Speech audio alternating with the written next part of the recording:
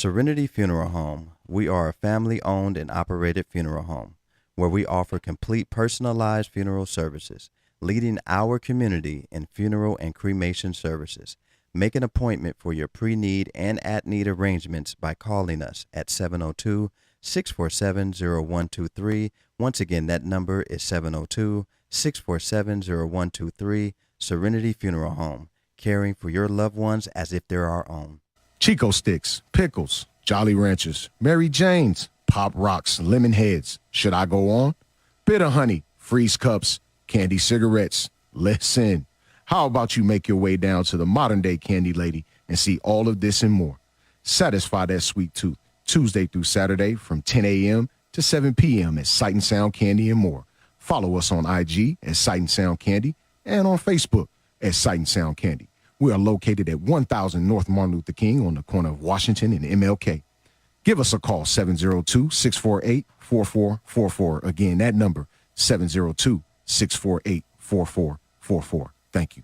Broadcasting live from downtown Las Vegas, you're tuned in to Gorilla Cross Radio. Yo, you tuned in to Gorilla Cross Radio.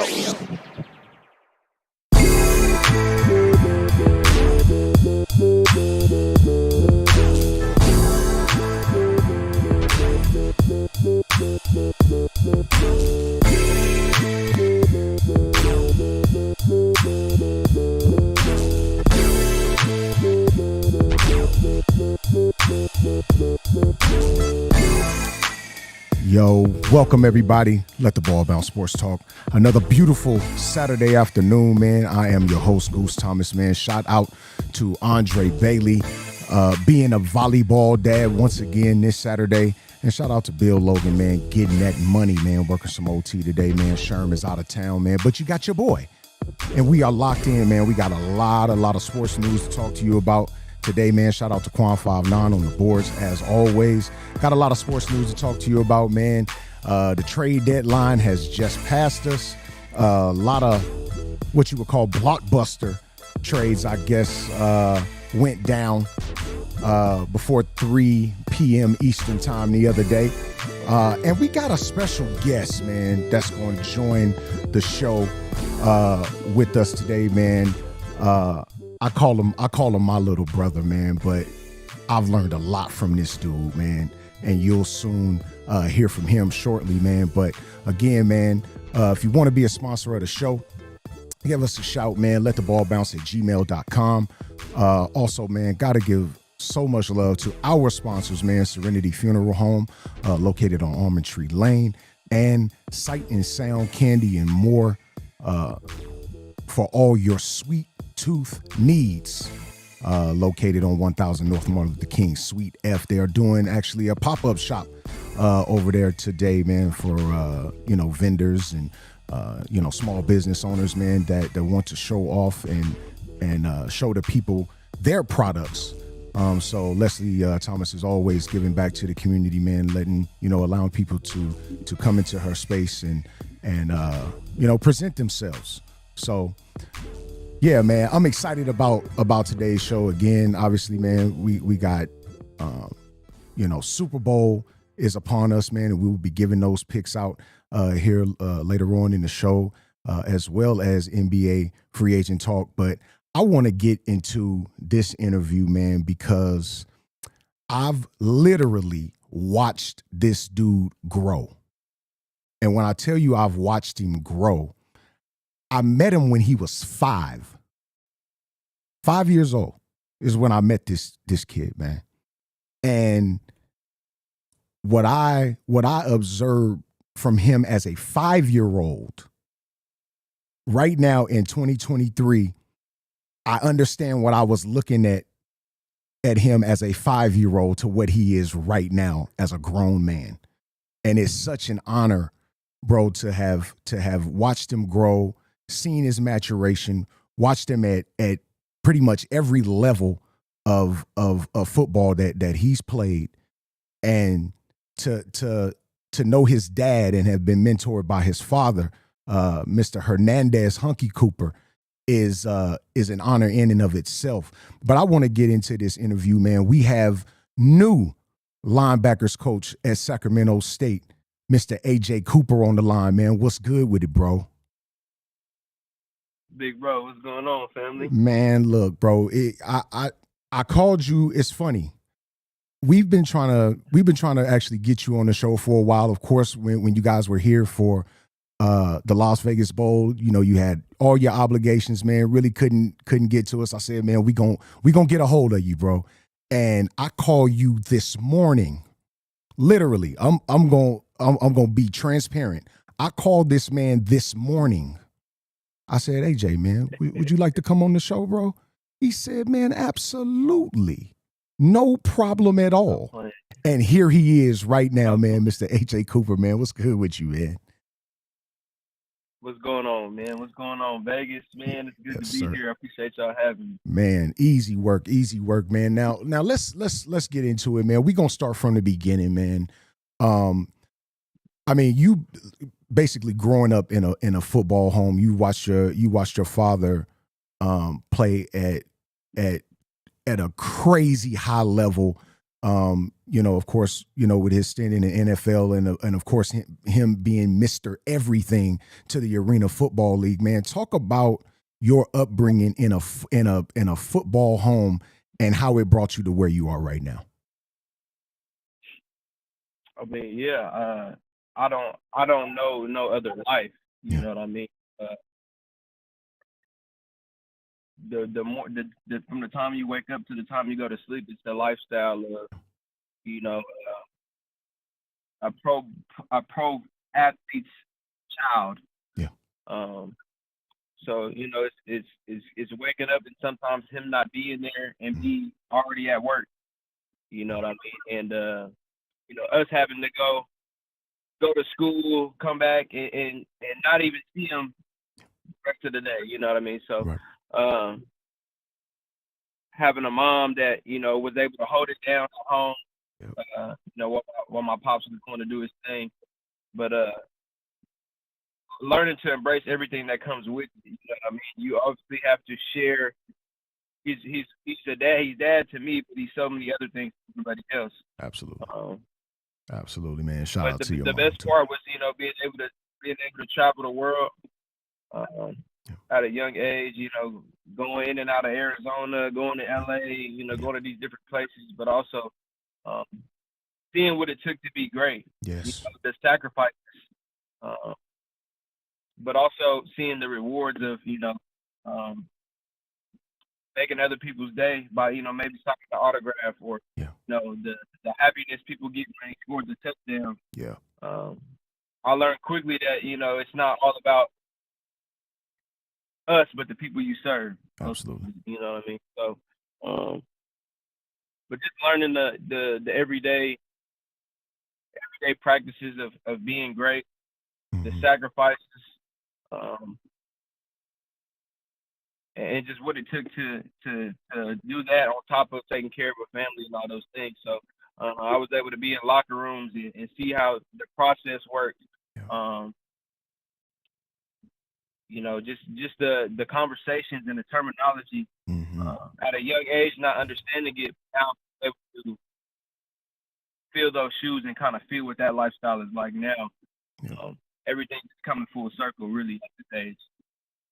Absolutely, man. And shout out to your family, man, your mom, your sisters, man, your brothers, man. It just a beautiful family. Like outside of my family, you know, my immediate family, cousins and uncles and aunts, this is one of the best families that I know.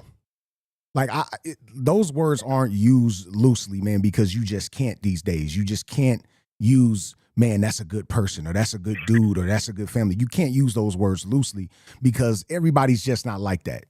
But the Cooper family is one of those families, man, that you can just genuinely say, man, no, those are good people. I mean, but despite them being from Texas and all, you know what I mean? We call it Beast, Texas. Despite all of that, it's just a good overall welcoming family, bro. And you just can't use those words lightly at all, bro. Nah, man, it's to be a part of it and to kind of see what it's like and how long it's been. Yeah. You know, running into people like you have known me my whole life. Yeah. We've always remained the same. You know what I mean?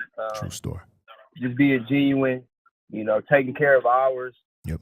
You know, living life the right way, never doing people wrong. Yes. So where you get the full fulfillment of life. Yes. You know, and for me, to my little sister, to Yes, my indeed, my older sibling. Yep. You know, we just always remained, and I think that was just part of being consistent, learning from our pops. Like, you know, being consistent and trusting the process in order to obtain a higher goal. Yeah. Absolutely. While we live in a society that's kind of, you know, fueled by instant gratification. Man, you said it. You said it, man. Shout out to Miss Destiny Cooper, man. Really, really doing her thing, man. Like I look and follow you guys like y'all my kids, bro. It's the wildest thing in the world, man. Like, because I literally watched y'all grow, bro. And it's like I care so genuinely, so deeply for y'all, man. It's crazy, man. Just to see what you guys have become, and knowing that you guys were a product of wonderful parents that disciplined you, but that also gave you leeway to grow. And that's what I'm most proud of, man, when I'm looking at you guys, man. Unbelievable stuff, bro. Unbelievable.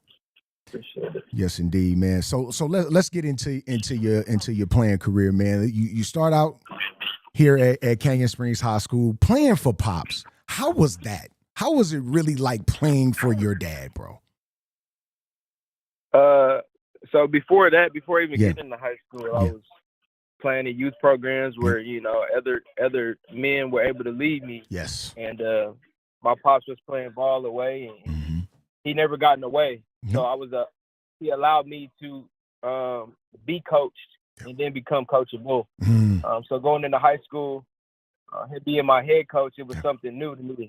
Yeah. And like I said earlier, you know, having to share my dad with fans, with teammates, other things, I had to learn to share him with young men and women in the inner city. Sure. So the coaching part of it was easy because that's the life we always lived. That's right. He always trained me. He always, you know, groomed me and taught me the game. But ultimately, he was on offense, I was on defense. Right. And which furthered the, you know, allowing somebody else to coach me. But I think he was able to see me do my thing and him see me kind of come into my own shape. That's right. So it was, you know, it was tough. Not as far as, you know, hard on me, but you know how he is. You know what I mean? Yes, I gotta walk a certain way when I walk through school. I can't do what everybody else is doing. That's right. I have to represent. Yep. Because they get on my head. You know what I mean? But I think that was great for me to always be the example. And it didn't allow me to take shortcuts.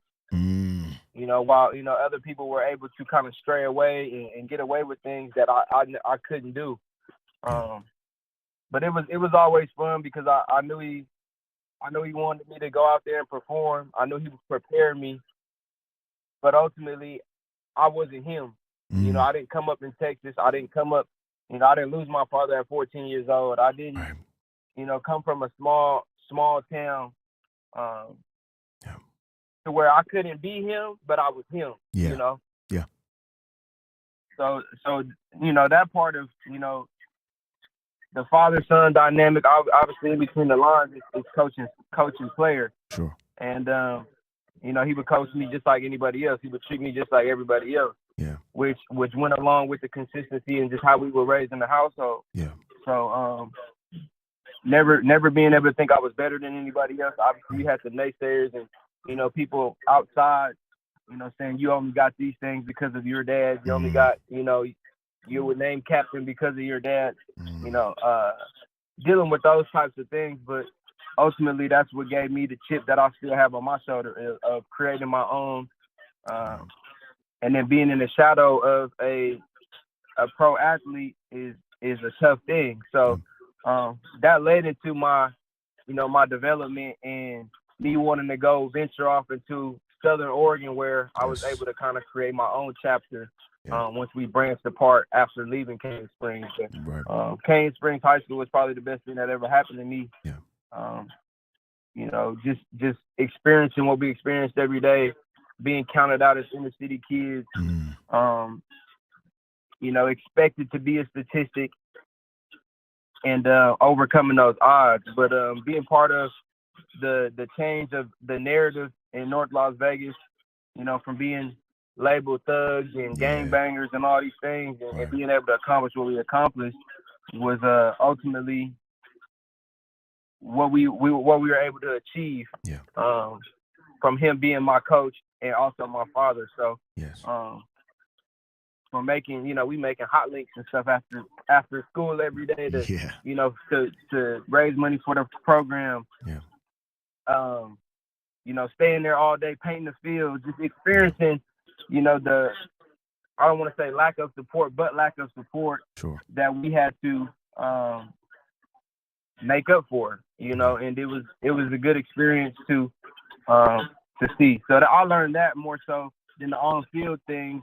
I was able to see him change the lives of other people. And, I didn't know how to take it at first, being, 16, 17 years old, but ultimately it was a lesson and an experience that changed my life. Absolutely, man. And you talk about, those times where, you guys kind of, felt that the support wasn't there and, things like that. And you guys, selling those hot links and painting the field. But I mean, I look at that as camaraderie building.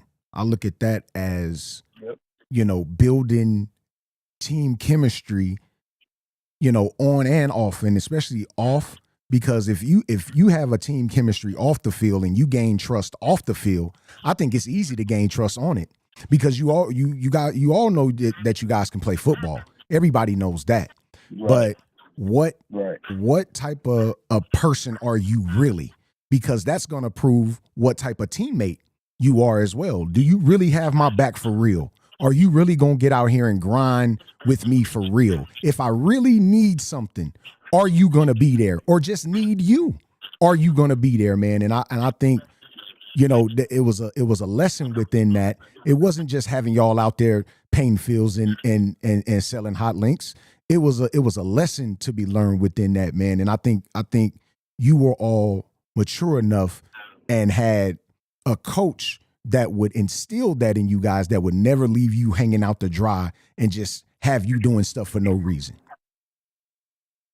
Absolutely. Yeah, man. No, there's a lesson in all.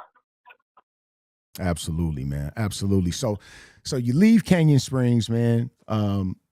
You guys have big success there, and you take your talents to Southern Oregon, NAIA. Let's talk about Southern Oregon, man, and what, playing ball up there and the relationships you gained there, how that took you forward and springboarded you forward into your coaching career. Right. So I mean, us coming from inner city Vegas, like we ain't, we don't know what Oregon is. All we know is, it might snow there. You know what I mean? That type of thing. So. There was actually a dude named Josh Winfield, who I still talk to today, who was from Vegas, understands Vegas, east side of Vegas. Yeah. And he recruited 6 or 7 of us to go to Southern Oregon. And when nobody else gave us an opportunity, they did. So we went out there with the swagger and the the confidence that we had, just going out to a whole new state, not knowing what to expect, and it was a culture shock. You know what I mean? Going to a predominantly white institution. Sure. But we just wanted to play ball. That's right. So the connections I built there were just based off of us kind of forcing our culture onto other people. And it was something that these people had never seen before. So running into people from Oregon, Washington, Sacramento, San Francisco, we kind of stood out. Yeah. And you know, going in and using the same formula from my pops that he taught us, the hard work and to, you know, be selfless and to be genuine and care for each other. We were able to bring in an element of team that some people had never seen before, and we were able to contribute right away. So Southern Oregon had their own things brewing, and in that first season, we went to a national championship. Yes. And anybody on that team will tell you the guys that we brought in had an impact on that, not only performance-wise, but culturally. Yes.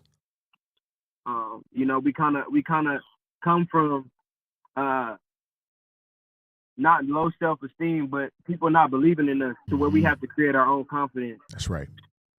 So we were able to bring the confidence out of some of our teammates that didn't necessarily come from that. And I think that's where we rubbed off on people. Yes.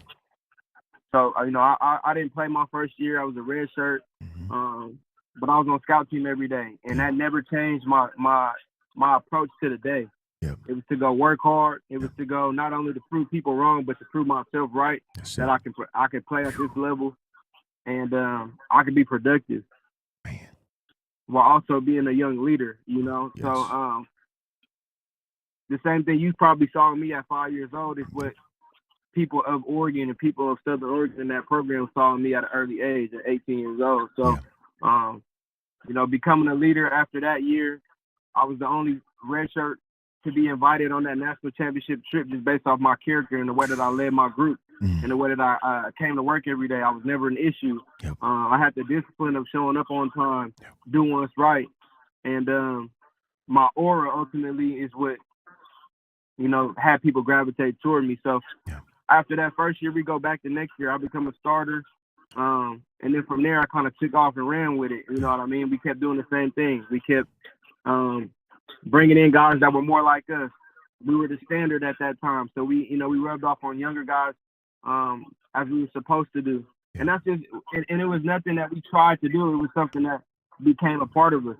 Yes. And just a success going through there and rubbing off on coaches and meeting people. And like I said, these people don't know what inner city Las Vegas kids are about. All they know about was what they hear, especially us young black men. Yeah.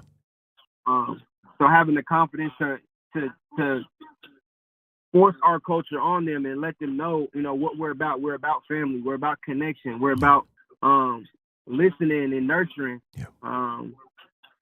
You know, that's kind of what we took off and ran with. So, you know, every person we ran into would never forget that young kid from North Las Vegas. That's right. They would never forget the experiences that they had with us. And we continued that for 4 or 5 years. Yeah. And as we became young men, you know, now the academic part became part of it. You know, the internships became a part of it. So you're just meeting the same type of people, but on a higher level. Yes.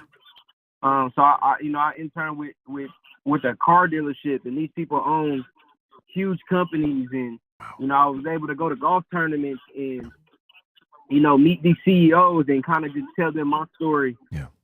You know, and they would give me opportunities, and then I would go to schools and talk to the kids and, you know, read stories. We started a basically a nonprofit with athletes that would go to recesses and play with kids. Yeah. And having a predominantly white institution, obviously it's predominantly white in that city. So there's young minorities in those elementary schools and middle schools that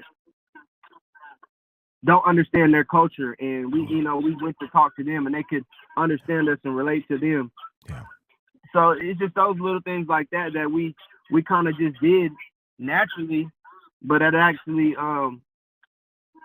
it posed as a service for everybody else. And then you know, we just became those type of people in that city.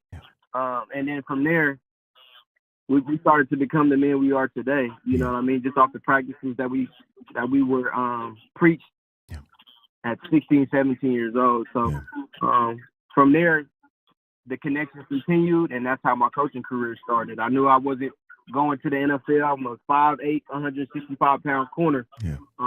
But I came to that realization. I maximized my career. I got a degree. I made the connections I needed to make. I was at the places I need to be at. I didn't take any shortcuts. Yes. And it was all a product of where I came from. And I think that's so important, man. When you talking about it's not that you never had confidence in yourself, because if you didn't, you wouldn't have made it this far. You just understood what your calling was. You understood what your purpose was. Your purpose was to do exactly what it was that you did. And your purpose is to give back to these young men like you're doing now, the same way somebody gave back to you. And to be so self-aware like that, to be such a self-aware young man like that, I think deserves the utmost praise, because you have a lot of people, and I don't need to even get into this with you because you know just like I do. Growing up here in Vegas, we have a lot of people that aren't self-aware. Growing up here, yes, we know that.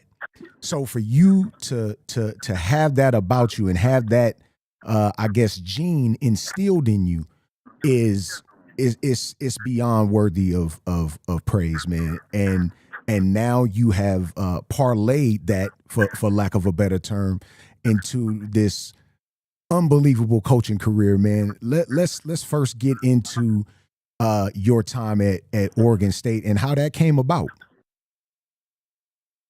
Right. So I never knew where I would be at 22, 23 years old. Yeah. I never pictured what that would be. I was just taught to, try to go to school and become something out of that. Yeah.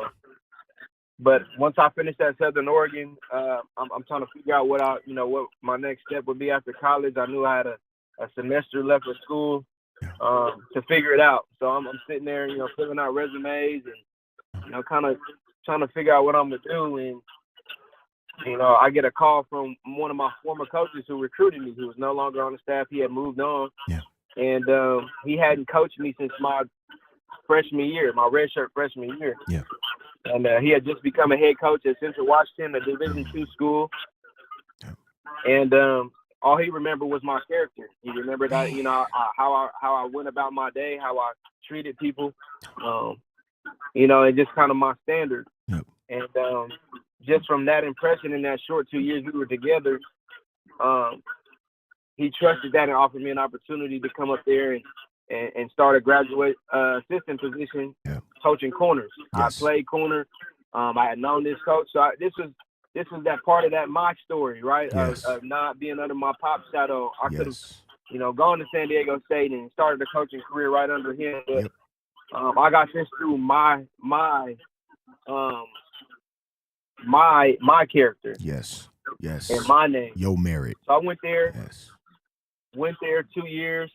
I was able to get my master's degree in athletic administration, Come which on, is man. something I never thought I would do. Wow. I thought I would just get a bachelor's, and that was enough for an inner city kid. Yeah. But never setting goals and just kind of saying the sky's the limit. Yes. I was able to get into coaching there. They gave me an opportunity to work with a couple of my teammates. So those are the connections there. Yes. And then I got connected with the Minority Coaches Coalition. With Alonzo Carter, who's the running back coach at San Jose State. Yes. Connecting with all these minority coaches in the business and in the industry who would give me opportunities to present my teachings as a coach. Yes. Who would, kind of teach me the game and who to connect with, how to connect with. And it was really just me taking game, being observant. You know what I mean? The same way I watch you and Bobo and, yes, indeed, my pops just kind of watching, and then when the time is right, being able to put it all together, I was able to develop in those 2 years there, make the connections, and prepare for Oregon State. Yeah. So I get a call from I get a tweet, actually, a DM on Twitter from Coach Jonathan Smith, who's the head coach at Oregon State. Yes. And he just said, give me a call. So I called him. Wow. And 4 or 5 people had already called him and endorsed me just based off of the small interactions that we've had. So it goes back to the same thing, just on a bigger scale. You know what I mean? From Southern Oregon to going to Central Washington to now, it's the same thing. Now more people are able to speak on me and endorse me based off the interactions that I have with them. Again, rubbing off and sharing my culture with them and Yes. who I am, telling my story. So the day I graduated with my master's is the day I moved down to Corvallis and became a Beaver with Oregon State. Yes, indeed, man. Yes, indeed. And That's just crazy. how I always came up, we've always been winners. We won youth football championships. We won, big games in high school. Won national championships in college. I'm a part of winning. Yes. I come from a winning culture. I come from winning teachings Yes. and a winning process. So Yes. going over to Oregon State, who wasn't always a powerhouse, Right. I wanted to see how I could help. And I had seen that they were climbing. I understood what Coach Jonathan Smith was trying to create there. Yeah. And I just wanted to see how I could contribute. Yes. So the first year we went 7-6, made our first bowl game in years. Yeah. And I just did the same thing I've always done. I made connections with the players. I developed and learned from the older coaches. And, I was able to bounce around from position to position. I coached corners. Yeah. I got there and coached outside linebackers. They moved me to DBs again. Then they moved me to the D-line. Yeah. So I basically coached every position on the defense All three by levels. the time I was 25 years old. Wow. All And I three never levels of the complained defense. because that That's was never crazy. what I was taught to do. You Yeah. taught to keep your head down and continue to work. Keep it moving. Um, Yes. So being versatile, has helped me get this position. So we go, and I can't make this up. We go 10-3 last year. Yes, indeed. I end up in my hometown to coach in Allegiant Stadium Yes. and beat an SEC team Crazy. and become the number one defense in the Pac-12. Crazy. So it just, I can't make it up. You know what I Can't. mean? I'm blessed. I'm highly favored. Man. And it's just a product of, result of never taking shortcuts, sticking to a process, staying loyal and standing 10 toes on the boards I was taught. And to me, real always wins. Yes, indeed. You know what I mean? So I know I'm in the right places because I'm talking to the right people. Yes. I'm running into the right people. We have mutual friends. Yeah. And that's how I know I'm everywhere I'm supposed to be Yes, at this sir. age. So, Man. again, I was offered, these opportunities to clinic and do all these things where I was able to prepare cut-ups and lessons on how I wanted to teach things. And that's how I continued to get my name out while I was at Oregon State while also working on a Power 5 team. Wow. So, again, I'm a defensive coach. You would expect for the defensive coaches to endorse me to help me get a job after being a graduate assistant. But it was my allies and my connections that I had made on the offensive side of the ball. So the offensive coordinator at Oregon State, Brian Lindgren, Yes. who would come to me and ask me things about the defense, and we eventually built some trust. And my head coach now at Sac State is Andy Thompson, who grew up with the OC at Oregon State. Wow. And he called him once he got the head job, and and just say, hey, Coop, we're at the Las Vegas Bowl. He's like, Coop, send me a resume. I know a guy at Sac State. Wow. And he's a head coach. I don't know what they have open, but I'm gonna send him your stuff. So we win the bowl game. I go to Hawaii with San Diego State and his team, my pop's team. Yep. I'm sitting in the hotel. I get a call from my defensive coordinator at Oregon State, Trent Bray, who's also a coach's kid. Yeah. A great dude, a great coach. Yeah. That I'm able to relate to because he's a coach's kid and he's a Power 5 defensive coordinator. So just based on my work ethic and how versatile I was able to be for him, and he was able to endorse me. So now he's talking to the head coach at Sac State about me. Wow. When he's looking for I'm looking for a young, minority coach that has coached multiple positions and can come coach the linebackers for me. Easy. Coop is the one that you need to talk to. Wow. So he calls me. I'm in Hawaii. He's like, I heard a lot about you. 3 or 4 people have called about you. Same thing that happened at Central Washington to get me to Oregon State. Wow. Same thing. Wow. And it's just the consistency in my process. Man. So I meet him down in San Diego. And so my family's in San Diego. My coach is down in San Diego for 2 days to marry his sister. Wow. I'm like, Coach, I can meet you at the hotel. We can chop it up. Wow. So I meet him face to face. We sit down for an hour.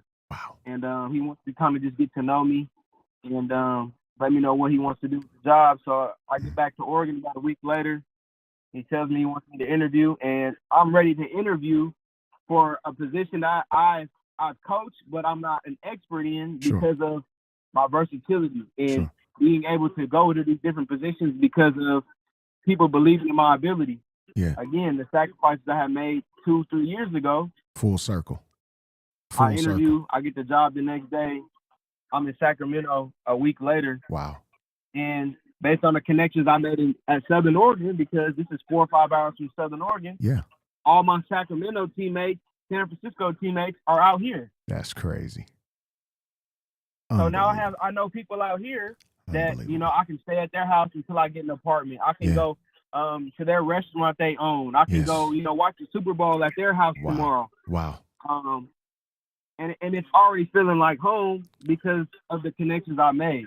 Man, and I think that's it just comes full circle, man. Yeah, absolutely, and that's just a tribute to, like you said, man, staying 10 toes down and treating everybody with respect and making those connections and never burning bridges that you once crossed because knowing that you may have to cross them again and just being the same person, being consistent.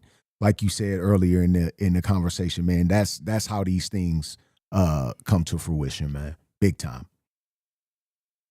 Absolutely. And then, it's just like growing up in the inner city. The relationships that are tough because of, you deal with losing friends and doing all these things. You don't treat people no different. Yep. Like you said, you don't burn bridges. So that's where I learned that from. Yeah. With Cane Springs High School.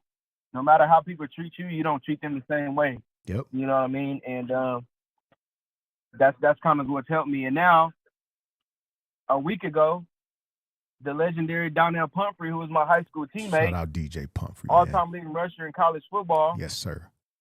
I was able to help him get an opportunity to come be the running back coach at Sac State with me. Wow. Now that I didn't know. Now he's here. That's crazy.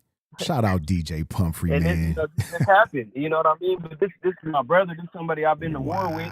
And, we just, it come full circle, man. I'm working with one of my best friends that I grew up with. Yeah. Based off our connections. And, I threw his name in the hat. Man. Multiple other people threw his name in the hat. His character spoke for itself. Yes. He was able to interview, and he did the rest. You know what I mean? And now we in Sacramento, 2 kids from Cane Springs High School. Wow. On the staff together, man. That's amazing, man. On the staff together. To see, like you said, man, two Vegas kids. DJ, I was at the game when he broke Ron Dane's rushing record. And to know that this kid is from right here and that you and him and so many others, that have come through here, because I think the stigma, man, that Vegas has gotten over the years, and I know, especially around me and Bobo's time, man, and I know way before us, was that, the kids in Vegas not really serious, man. It's all about the 7-mile stretch of road they call the Las Vegas Strip. Ain't really no dogs out there like that until they really come here. Sit down at a game and really see us ball. And that could be in any sport. It's any sport. Football, basketball, baseball, doesn't matter. Until they come see us play, that stigma kind of, resonated. And I know when I was in school, because, of course, I went and played JUCO ball in Central Cali, man, College of the Sequoias.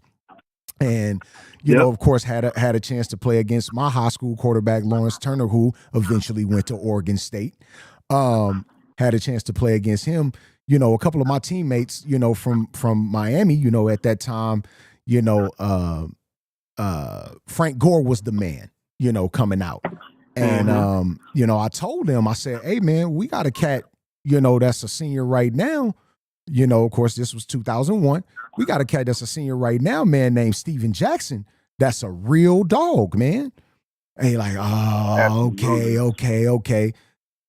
And 3 years later, this dude is the all-time leading rusher in Pac-12 and Pac-10 history.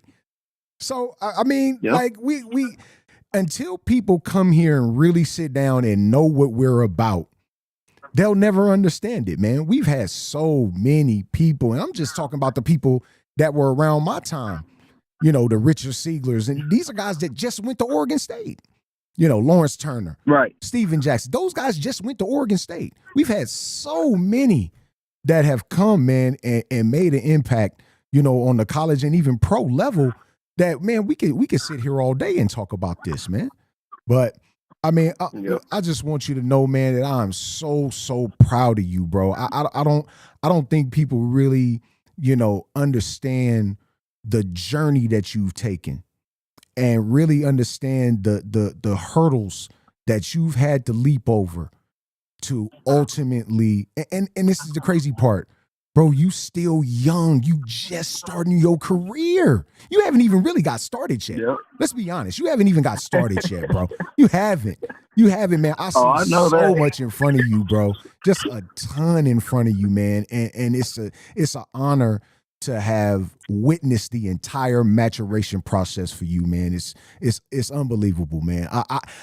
I'm never gonna feel as proud as your mom and pop feel and your brothers and sisters feel, but I consider myself pretty damn close, bro. I'm pretty damn close as proud as them, man. No question. Hey, man, everybody will get the big bro title with me, man. Straight up, and that's love, man. That's respect, man, because like you said, everybody don't get the OG title with me. I don't call everybody OG, man. I don't call everybody big bro because you can't. You can't it's like using the word love loosely. You can't, bro. You can't use that word loosely. And I don't use the OG title and the big bro title. I don't use them loosely, man. Those are titles that are earned, bro. Earned titles. And to be able to, for you to reach back and call me a big brother, man, that's an honor, bro. It truly is. Absolutely, bro. I love the city, man. I love the people that support me, and it's made me everything who I am. Yeah. You know what I mean? So I'd be a fool to not, appreciate where I come from, the people that have helped me along the way. Yeah. And the world gonna find out even more about North Las Vegas and Las Vegas kids and culture.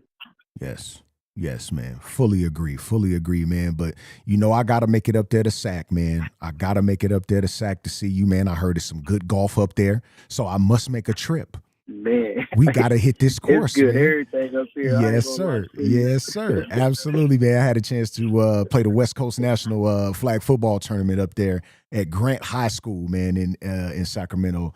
A couple of years back there. Oh, we yeah. won, man. See Grant High School. Yes, sir. Like the Canyon Springs, Sacramento. There you go, man. It was crazy hot out there. I don't think people really understand, man. You look at Northern Cali and you like, oh man, it's near the water, man. No, man, Sac is inland. It's desert. It's just like Vegas, bro.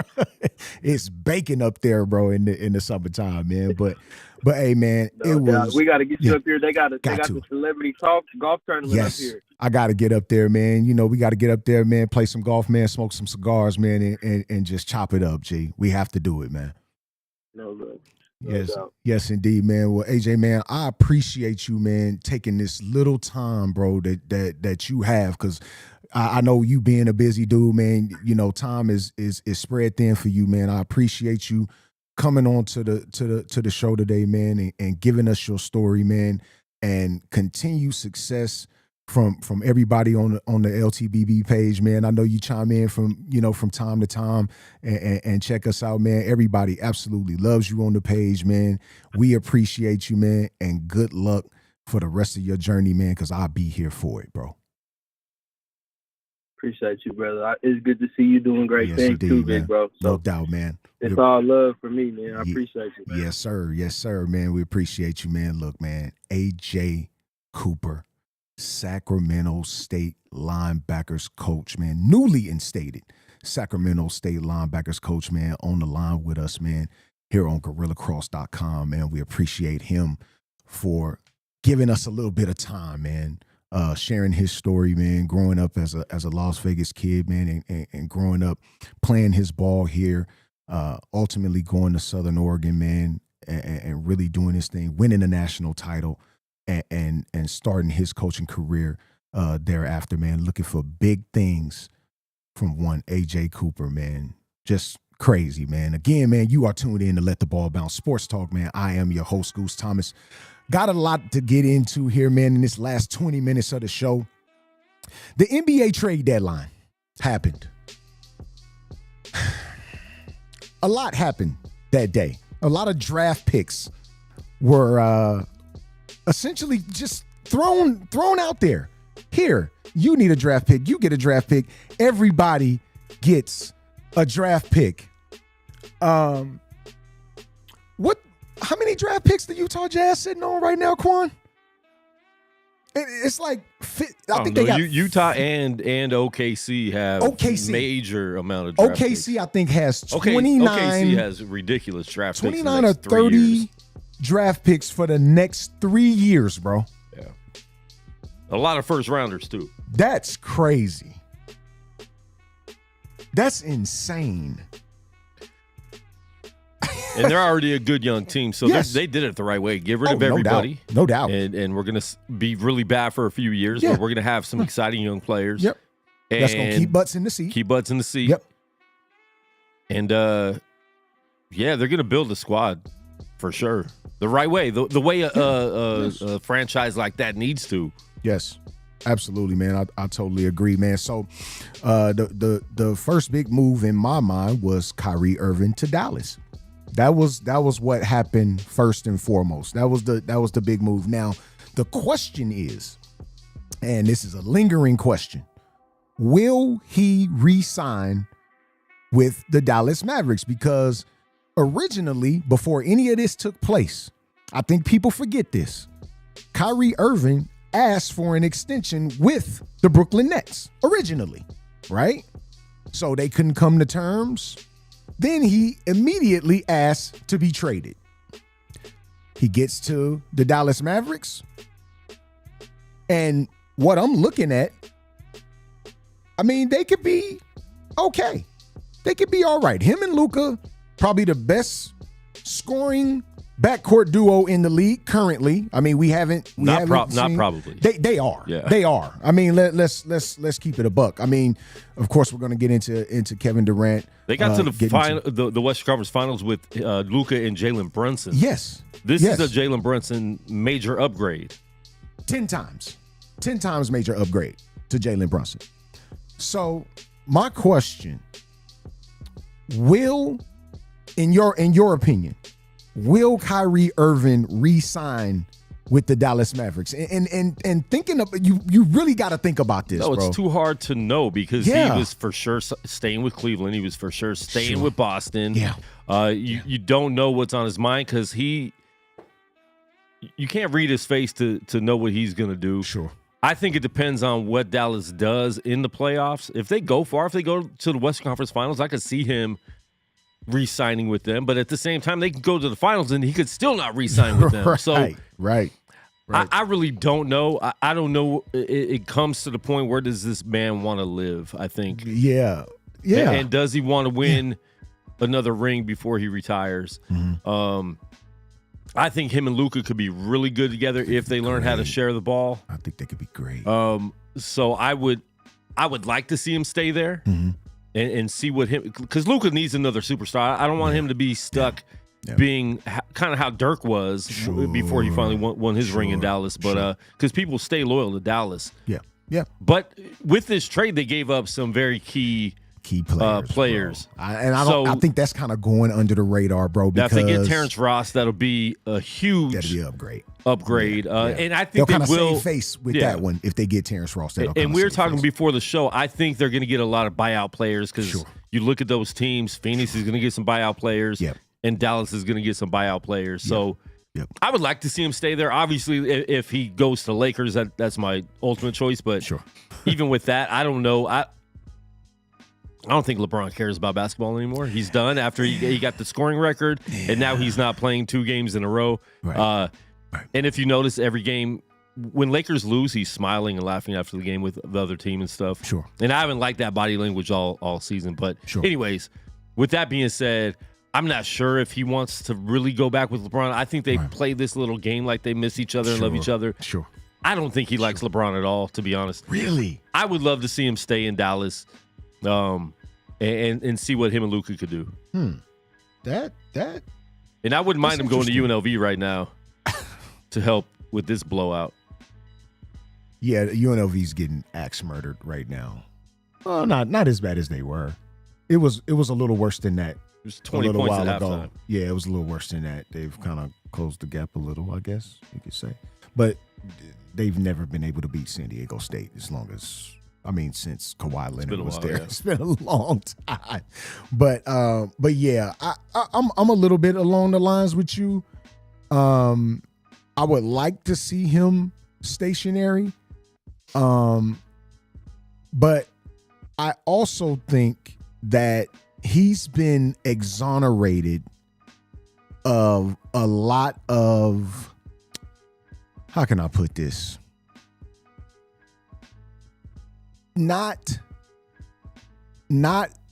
being true to his current situation. I can't come up with a better phrase really than that. I think he's been, I don't want to say coddled, but kind of been given the pass. Yeah. Slightly over the years because, as you mentioned earlier, he said he was going to stay with Cleveland. Blew that thing up. Said he was going to stay with Boston. Got on the microphone, we talking about before a game or whatever was happening at that time. Hey, you guys want to see me back in Boston? Kind of played to the crowd. Of that season. Yes. Did he end up leaving? Kind of played to the crowd. Never came back. See, I don't care Like about that stuff because you're doing that because I want them to buy my merch. There you go. I don't really know what I'm going to do because a team, and that's what I hate. Every fan wants a player to be loyal, but these teams are not loyal. No, they not. will lie to the player, say a lot of stuff to them like they're keeping them around. We want you here forever, and trade them a week later. Sure. So there's no loyalty with the team. So players are finally, after 50, 60 years, are seeing that and being like, you know what, we don't have to be loyal either. In any sport, that is. In any sport. Yeah. So I wow. Yeah, that's, I'm not mad at him for that stuff. Yeah. I'll never be mad at a player for doing what it is that he or she wants to do. And I mean, speaking of free agency, it's the first time we can say that WNBA free agency has been insane. But we gotta talk about that on another show, man. But again, to sum it all up, man, I would rather see Kyrie stay there in Dallas. They build something. If Terrence Ross ends up coming over, that'll be huge because they lost Dorian Finney-Smith as well as Spencer Dinwiddie, which I think people kind of underestimate their value to teams, especially somebody like a Dorian Finney-Smith who, if you don't watch basketball, you don't know who the dude is. Yeah. It's really that simple. You don't know who he is. You got some kind of inkling of who Spencer Dinwiddie is because... But there was even a time in Brooklyn when they're like, yo, Dinwiddie's playing better than Kyrie right now. Like, what do we do with this? What do we do? So I think if you watch the sport, you know exactly who those two guys are, which is why I posted what I posted in the group.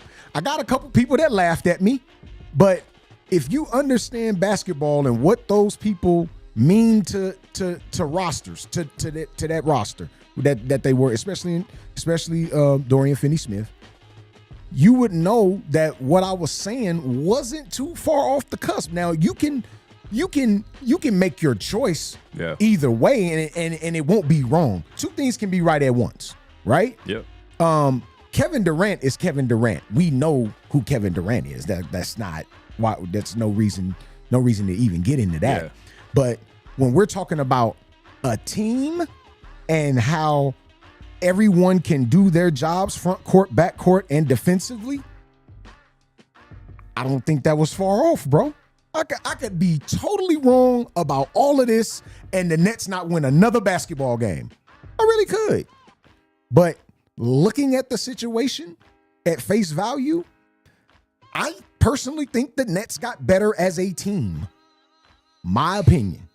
So that's hard because there was a lot of dysfunction. Yeah. And that's why it has nothing to do with the talent necessarily. Sure. But they they are like they don't have to worry now. You don't have to coach egos. Sure. You don't have to worry about who's playing, who's not. I mean, you still have Ben Simmons there, so you have to worry about him. But right, gonna always have to worry about Ben Simmons. But have we ever seen before a top 4 team in a conference that's only a couple games out of first place that looks like a contender? Like Brooklyn looked really good this year. With Kyrie and KD playing, together. KD has been out with the injury, but they've still been playing.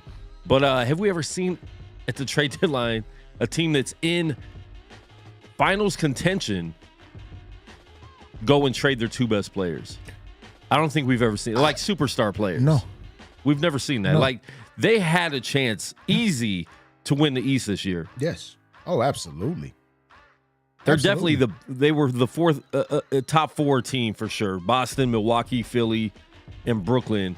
And you could throw Cleveland in there. I still think they're too young to actually be a contender to go to the finals. But if they would have won the NBA finals this year, I wouldn't have been surprised. Yeah. Yeah. And now they're at a point where they're still probably going to make the playoffs because they, like you said, they still have a good team. Yeah, they do. But I've never seen anything like that. Right.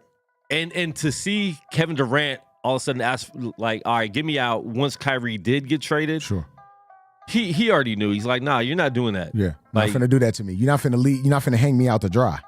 Which the bad thing is, if they would have traded KD first, Kyrie most likely would have been a Laker because Lakers did have a younger asset package to send with expiring contract and draft picks. There was strategy to that. But there was a strategy to Brooklyn. Right. I don't think Brooklyn expected, but they didn't want any more drama. They didn't need any more drama. Yeah. They're not a good franchise. Right. They just happen to have 2 of the top 15 guys in the league that, I mean, how many games did they play together this year? Not a whole. Not a whole lot. Not a whole lot. Because if one was out, the other one was down. Yeah. You know what I'm saying? It kind of seesawed. But they showed going back to last year, before last year's trade deadline, when Harden got traded to Philly, all 3 played 16 games together. 16 games together. So the fact that they've the best here's my problem with Brooklyn.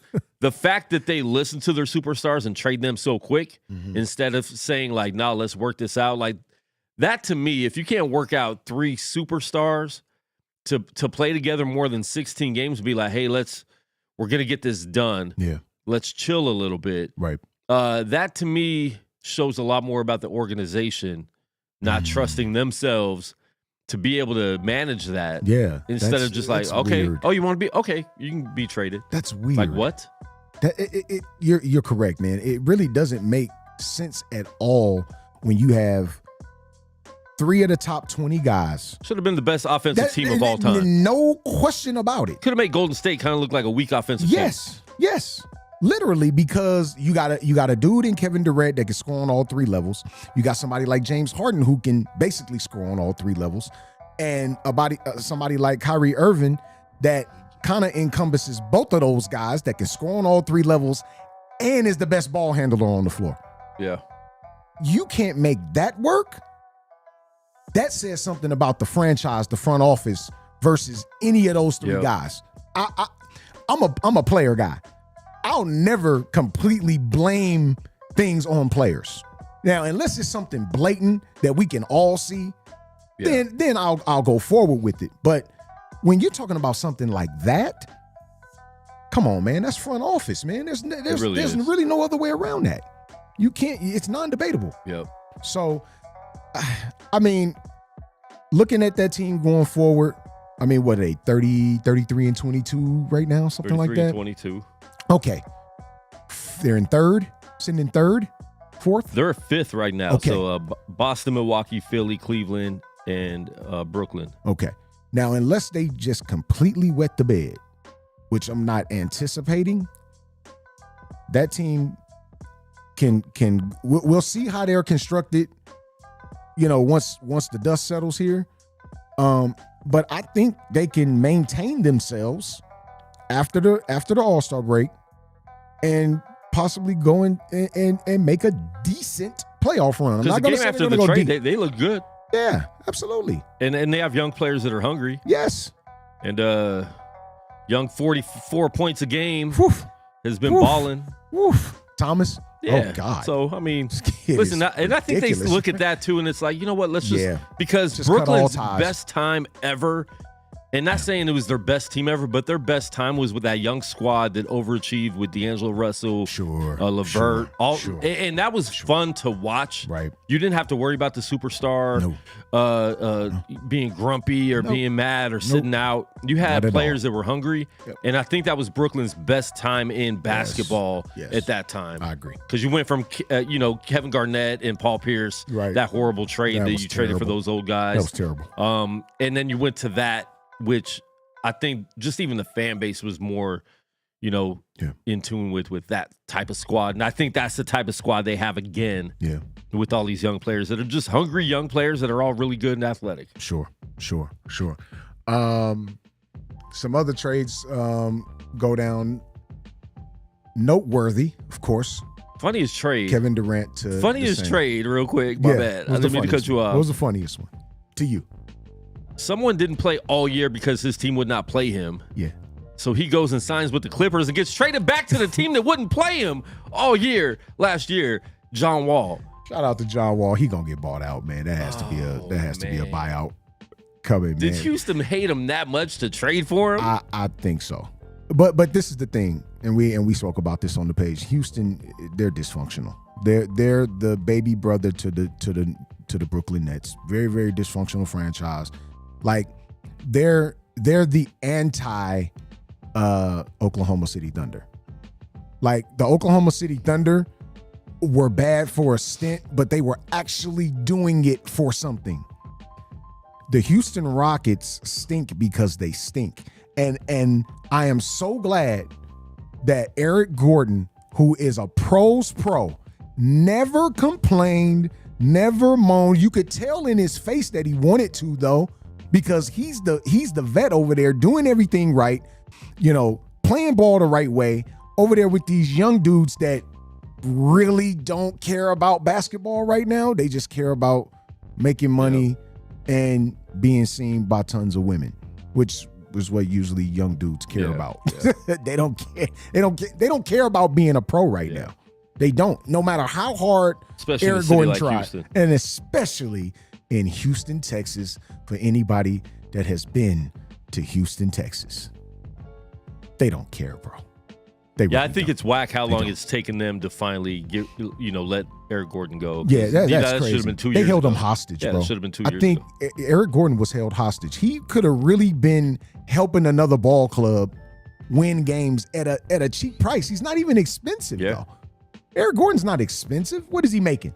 13, 14 million? Which in today's NBA money is maybe like 5, 4? That's like a vet minimum. And especially somebody of his caliber that is like I said, a pro's pro, and you never have to worry about him not playing the game the right way. Ever. All right, you want to hear? Please. 19 million. 19 million. Okay. All right. That's really like 10 Yeah. in today's money. 19 million's nothing in today's NBA money. That's still a lot for a 34-year-old. It's a lot of money. But if I'm a GM, But that's why I'm surprised Houston didn't get rid of him earlier, because there's teams that have wanted him. for a long time and you could've will got- gladly give him the You 19 could have million. got draft picks and expiring contracts type of stuff. last year or the year before. All type of stuff for Eric Gordon. Yeah. 19 million's cheap. When you trade Harden, there was no reason to keep Gordon around. None. At all. None. You kept him around for what? Because you thought he was going to be the guy to change those young dudes? No, it's too many of them. They're not listening to Eric Gordon. Yeah. They could give a damn. To them, Eric Gordon's probably a nobody. So, I mean, Why is it still? It shows his agent is Rob Pelinka. really, still on his wiki? That's terrible. That's terrible. Well, we know that's not the truth. Well, put too much past old Robbie. I don't even want to talk about the Lakers acquisitions because I just don't. Wait a minute. Lakers got way better. They did. Lakers got They way did. better. They got better. Like I said, I just don't know if LeBron cares. Right. They did. They did. But they got way better for now and for the future. I was sad they to did some see stuff. Thomas Bryant go, though. I'm not gonna lie. I was mad about that until we traded for Mo Bamba. Then it made sense. I'm like, okay, cool, you got. But he looked like Anthony Davis when Anthony Davis was out, bro. I mean, he had Thomas games where Bryant he was getting 34 and 15. Played so well in that time, and that's coming off a major injury where he missed a year and a half. Sheesh. I was upset about that too. It didn't, but I didn't. I understood after they traded Pat Bev. It was okay. Now that they already had that in place to do that, sure. So it made more glad sense. they did. Because Mo Bamba. I'm just glad they had that in place. Exactly. Because Mo Bamba is defense, and we definitely need defense in the middle. Need rim protection. Bad. You really, really. I like Gabriel, but I D'Angelo fits way better than Russell Westbrook. I mean, even a debate. Him with LeBron and AD, non-debatable. That's gonna be really good. Because D'Angelo is somebody you can actually trust with the basketball. Yep. Like the dude can shoot the basketball, and he doesn't turn it over like that. Especially live and ball he makes turnovers. layups. Live ball turnovers. Even in Russell Westbrook's last game when LeBron broke the all-time scoring record. I cannot, I watch WNBA a lot now that we have a team. I do not see those girls missing layups the way Russell. It's a surprise when it goes in, and you shouldn't be surprised when a pro makes a layup. But he misses so many layups, it's ridiculous. It's cringeworthy when he gets to the rim, and I've never ever thought that about him until recently. Yeah, D'Angelo does not miss layups. He hits threes. He's good with the ball. Yep. I think that was an amazing move. We didn't need another superstar necessarily. So this is actually better because we got Malik Beasley, who's very, very good. Like, I like him a lot. Yes. And Vanderbilt. Yes, I like Vanderbilt. We got some players for this. So, and going back to the Rui Hachimura trade, which we got those 3 draft picks back. That's big. Yes. In another trade. Yes. We got those when everyone was all was not lost. 3 second-round picks. I'm like, we can get those anytime. You can get a second-round pick anytime. We got them back. Yeah. And Hachimura is really good. So I like Rui. Listen, even if LeBron, something happens where he wants to retire after this year, the future is still I want to see the good young players. Yeah, you got good young players to build off of. Man, I don't need 3 superstars and no bench anymore. I don't want to see that on any team in the league. Sure. And we're seeing that in the trade you were about to mention. Yes, with the Phoenix Suns. I just they're top heavy. They're really, really top heavy. Now you know what I hate is all the talk that they're the team to beat now. It's like, but Kevin Durant just went through this when they were guaranteed to win the championship. Yeah. When he went to Brooklyn. Sure. When they had just Kyrie, and then when they had Kyrie and Harden, and then Kyrie, Harden, and they're not guaranteed to win anything. No, at all. Chris Paul's been trashed this year. Yeah. Has not been good. Has not been available. Let's talk about that part. He's really been 56 available. years old in basketball years. Sure. He's 56. He ages like an old basset hound. That's how Chris Paul's aging right now. And I mean, you look at Devin Booker, injury prone more so than anything. He's been hurt this year. I mean, we're looking at it at face value and saying, yeah, that's sweet. But then you look at their bench, and their bench is in Brooklyn. The bench is in Brooklyn, chilling.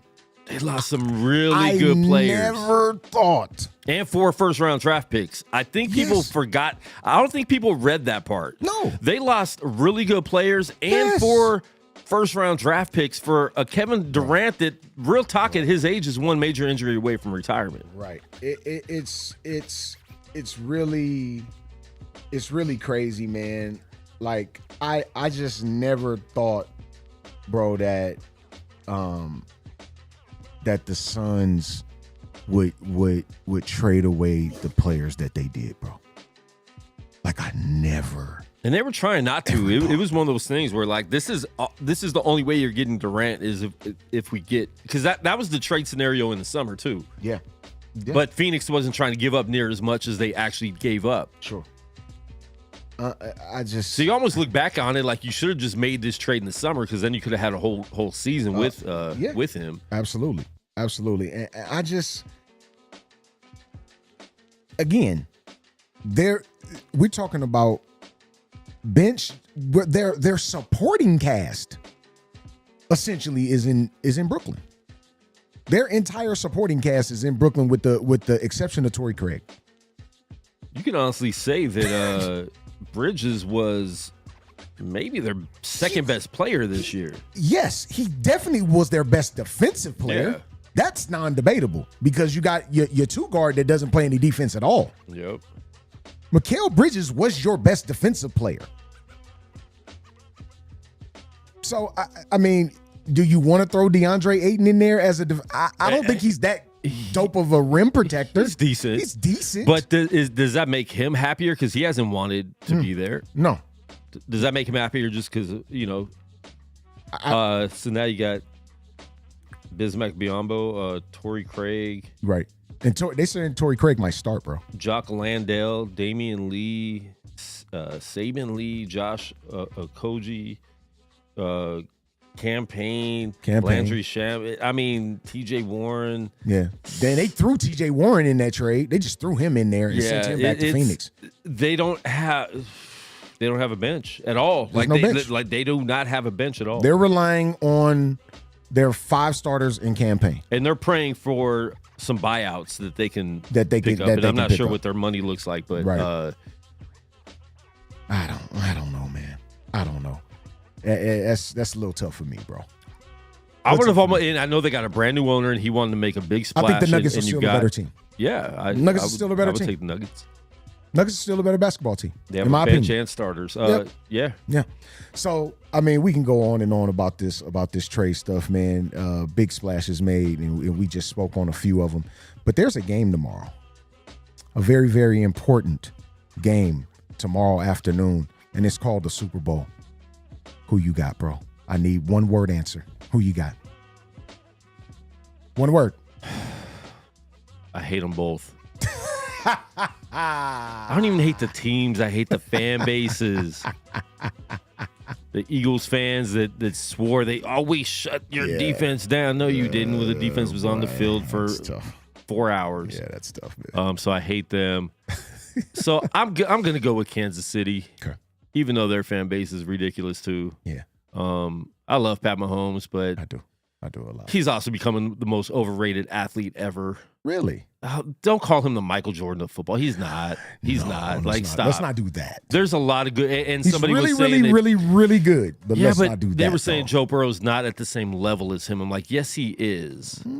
He's right up there. He might not be. Yeah. They said he wasn't close to his level. He's right he's there. He's second Joe tier. Burrow is 6. He's so second tier. Their fan base is ridiculous too. Yeah. I really this is the most. I hate this Super Bowl more than anything.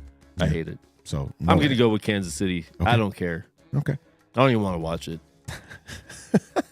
I don't. Look. And if we would have lost with a full team and okay, good game, we both played hard, no but doubt. No doubt. Bitterness. Yeah. And I'm not going to even say I had that bitterness initially because I like to look at glass half full all the time. And to your point, quarterback gets knocked out, UCL tear. You can't throw the ball. The other team knows that. It is what it is, bro. That's going to happen. And the backup, which is actually the 4th string, can't hold the ball in his hands. And nothing then you can do, man. Gets hit in the head, and he's 35. And been on 15 teams, stuff like that. But I'm along your same line, man. I'm going with the Kansas City Chiefs, man. I think they got the best football player on the field. Really that simple. Chris Jones has been outside of his mind this season. Now, Philly leads the league in total sacks. They have 4 guys with 10-plus sacks, I believe. It's crazy. That's insane. You don't see that much. You really don't see that at all. Hassan Reddick has been a terror all playoff long. The backside of that defense is tremendous. But I'm going with the best player on the football field, and his name is Patrick Mahomes.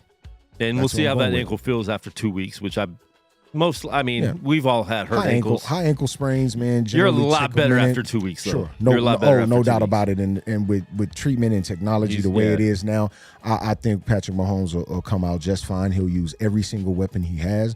I think Isaiah Pacheco is going to play a huge role in this football game. We all know what Travis Kelce does, but I'm looking at Patrick Mahomes and his ability to see everybody on that offense. And he's not a very sackable quarterback. No. So, you know, all these sacks they got. Neither quarterback are very sackable. And I'm going back to their defense being so, you know, having the most sacks and all that. Like, this is not a player they played all year. Right. Really, you know, so. Right, absolutely. I'm looking at this game, man, and excited for both teams. Because we're looking at the very first matchup in NFL history with two black starting quarterbacks, man, and that is tremendous. That is something in 2023 that we're still celebrating a first of. And then Jalen Hurts is represented by a black woman. Yeah. So Five of them, as a matter of fact. His entire staff, from his agent to marketing to anything you can think of. All women. All women, four black women. He has 5 women in total, 4 black women. It's unbelievable stuff, man, to see that and to see women and women of color being given opportunity in this space that's dominated by men. And to see that those opportunities are being given to black women and women in general is a tremendous step up in our societal woes, if I could use that term. So big up to Jalen Hurts, man, for seeing things differently, daring to be different. Yeah, you got to commend him for that, man. So I think we're both going with the Chiefs here. Would be no surprise to me if Philly won. I mean, it's a 1.5 point spread. They're saying they don't know either. Yeah, the books don't know, and they don't want. Yeah, the books don't know.